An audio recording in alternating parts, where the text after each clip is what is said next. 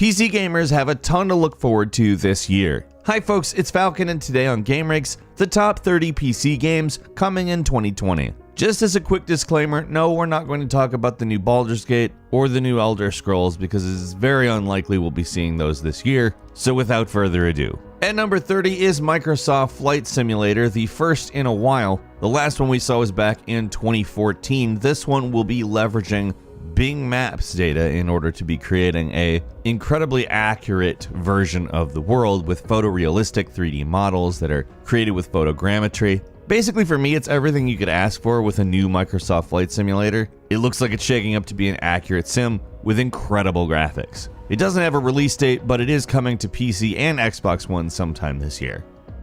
At number 29 is the Destroy All Humans remake, which I'm personally very excited for. Destroy All Humans is one of my favorite games of the last 20 years, to be frank. And it's also great, they're using all of the original voice acting, but completely new graphics. And it looks phenomenal. It looks exactly like you would want it to look. I don't know if you've ever played this game, but it's such a warped, goofy game that came out during a time when AA games, the kind of mid-tier games, were much more frequent and a lot more experimental. It's a game where you're essentially stealing DNA from humans to save your race. It's an outright silly concept, and the game itself is even sillier. I love it. I can't wait to play it again. It's hitting PC as well as all the consoles sometime either Q1 or Q2.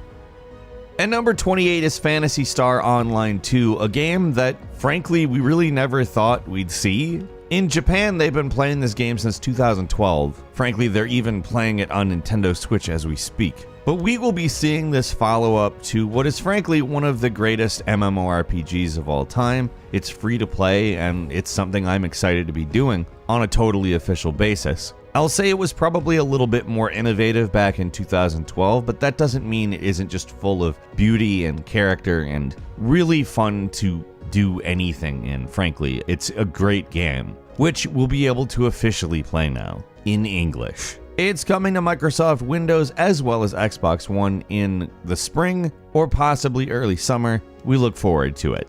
At number 27 is Wasteland 3, an upcoming RPG which was developed by inXile Entertainment. It's a squad-based RPG with turn-based combat, and if you're unfamiliar with Wasteland, it's basically the series that inspired Fallout. Some of the original Wasteland developers worked on the original Fallout. Honestly, this is probably going to be good. It's kind of an old-school Fallout-looking game. I'm ready for that. It's hitting May 19th.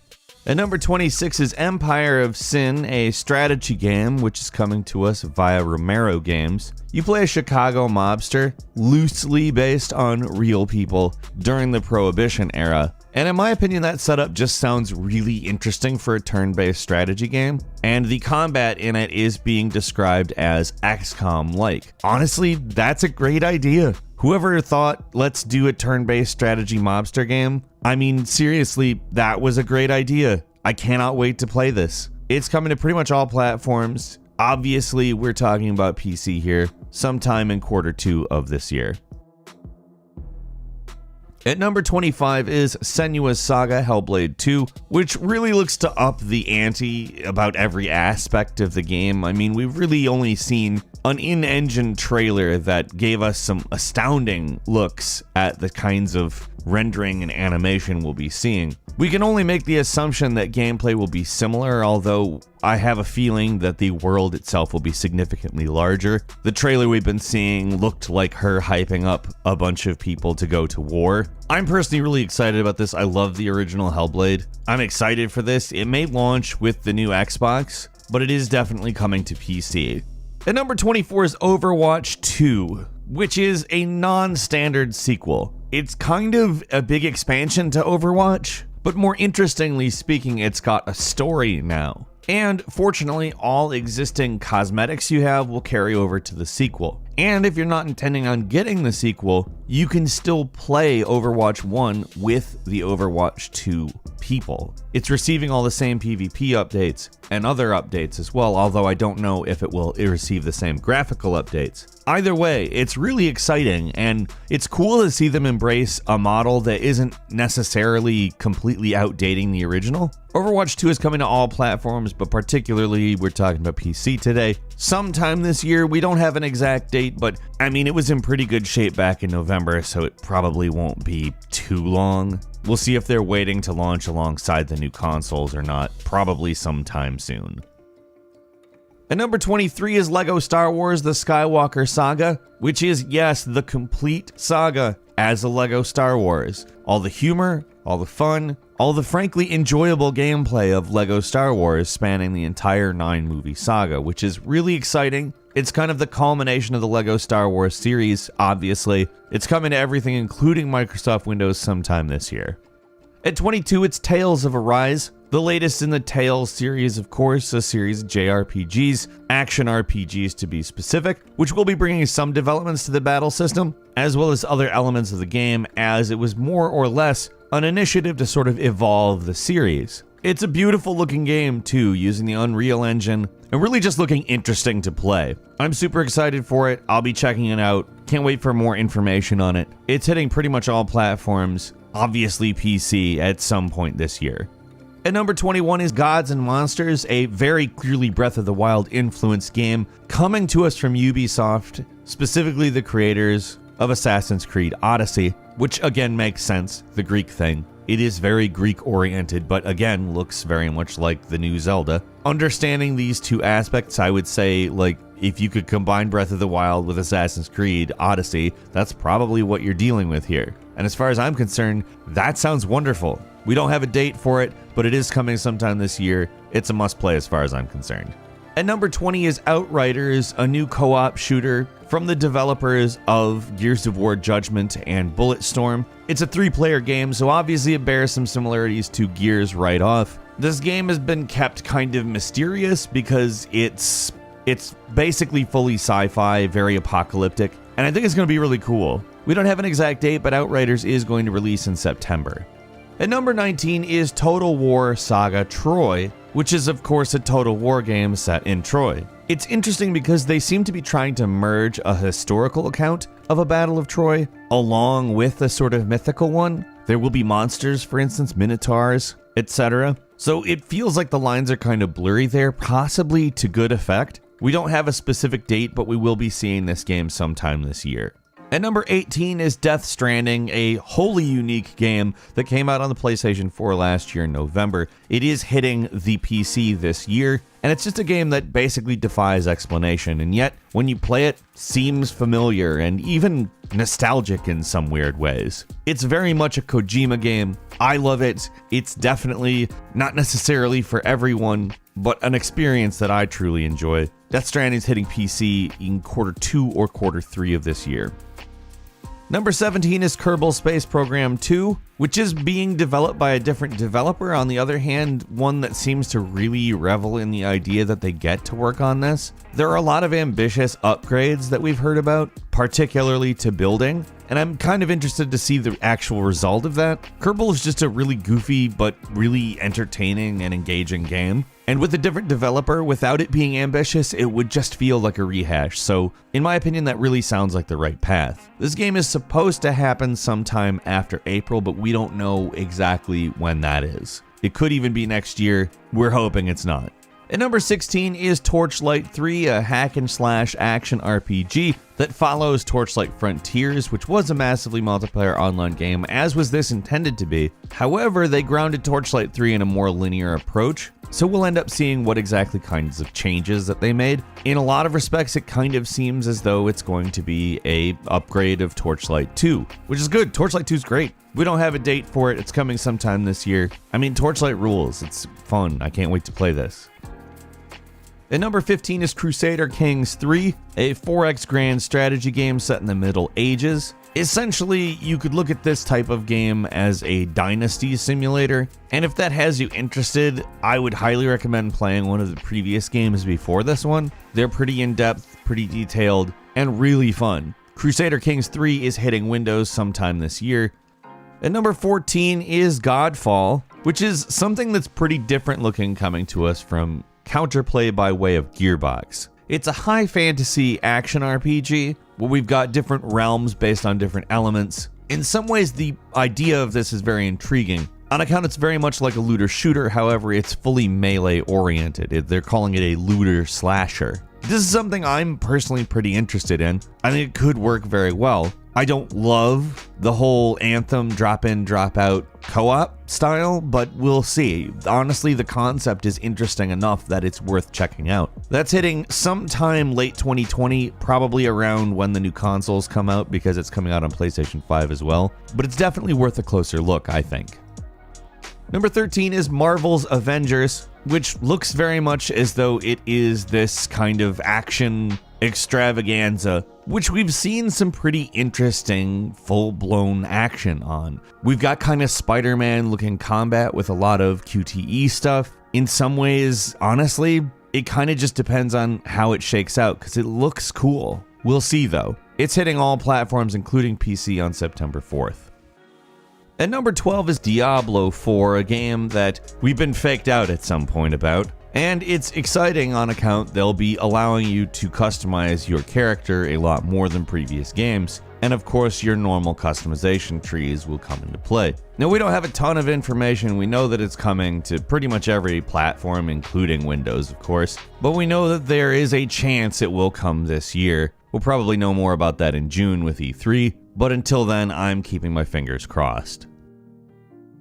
At number 11 is the Resident Evil 3 remake, which I don't know how you couldn't be excited for. It's basically getting the same treatment as Resident Evil 2. Because Resident Evil 3 is innately related to Resident Evil 2, some of it taking place before, some of it taking place after the events of Resident Evil 2, it looks very much like a continuation of what was done with the previous remake, which is great because the work they did for the Resident Evil 2 remake elevated that game to a level that it deserved it. It was a fantastic game, and technology and expectations have changed. That's perfect for Resident Evil 3 too. It's hitting on April 3rd. I'll be playing it. At number 10 is Halo Infinite. They've been developing this game since 2015, apparently, and everything we've seen of it really looks amazing. The game's built in a new engine called Slipspace, which they're pretty proud of. They've been talking about pretty often, and it's led to some speculation of various things. For instance, that the game is going to be open world, although it takes place on a Halo ring, so open world doesn't exactly mean open world. There's also a lot of speculation there may be a grappling hook in this game, which would not bother me in the least. I love grappling hook gameplay when it's done well. Halo Infinite is coming at some point this year. We don't know exactly when, but I'd guess it will coincide with the release of the new Xbox. At number 9, we've got Dying Light 2, which let's just go ahead and say we don't know exactly when it is coming out. But we do know that there's a lot more deep story-oriented elements that are blended into the mechanics of this game. That's probably the reason they've delayed it. However, it's still supposedly possible it's going to come out this year. And if you enjoyed the original Dying Light, that's a really good piece of news. There's apparently double the parkour, paragliders, grappling hooks, stuff that I'm just ready to play, and we have to wait. Still supposedly this year, though. Number 8 is Elden Ring, the collaboration between George R.R. Martin and From Software. This is an open-world Dark Souls game, basically, and that's a very interesting prospect on account. While pretty open, they tend to be fairly linear games. This is, in some ways, kind of, I think, a test to see exactly how workable that is, and I can't figure out a better way to have done something like that than collaborating with George R.R. Martin. We don't have a date for this. It's supposedly coming this year. I don't know why you wouldn't be excited about this as a fan of either George R.R. Martin or Dark Souls. I certainly am. At number 7, it's Vampire the Masquerade Bloodlines 2, which is an action RPG where you create a vampire character, select a background, and go out and do vampire stuff. You need blood, you have to feed on people, and it takes place in Seattle during Christmas. Let's just go ahead and say this kind of sounds pretty awesome. The original really didn't do well, not necessarily critically speaking, but commercially. So to see this happen is awesome. We don't have an exact date, but it's coming this year sometime.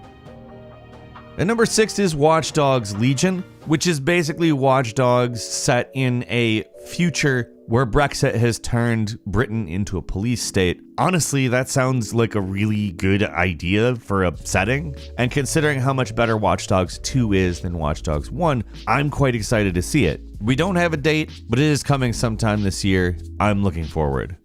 And number 5 is Rainbow Six Quarantine, which in a lot of ways gives the vibes of a more sci-fi oriented game. It has to do with an alien parasite, and it looks like a co-op experience in which you basically have to fight your way out of various parasite sites. To me, it sounds a lot like Rainbow Six Siege plus aliens. Maybe with 3-person squads, maybe with more, I don't know exactly, but it looks cool. It's supposedly going to hit sometime in Q1 or Q2 of this year. I would expect more news on that very soon for that to be the truth. We'll see.